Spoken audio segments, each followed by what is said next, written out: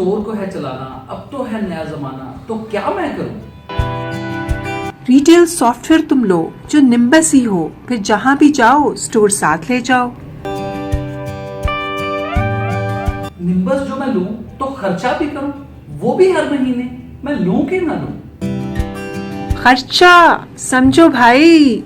अरे एक सूट जो बनाओ, इससे ज्यादा पैसे तुम लगाओ, ये जो महीने के हैं पैसे, ये भला ज्यादा है कैसे?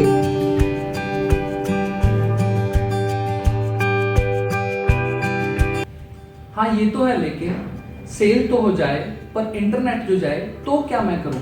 मैं लूं कि ना लूं?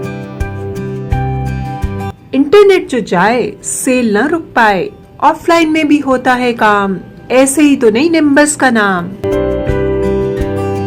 अच्छा, लेकिन अब यहाँ कौन है बैठा जो चोरी हो डाटा? तो क्या मैं करूं? मैं लूं कि ना लूं?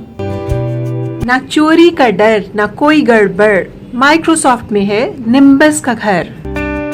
मान गए, जो कोई न कर पाए वो निम्बस कर जाए। अब अकाउंट में बनाऊं और स्टोर चलाऊं, तुम भी लो और मैं भी लूं।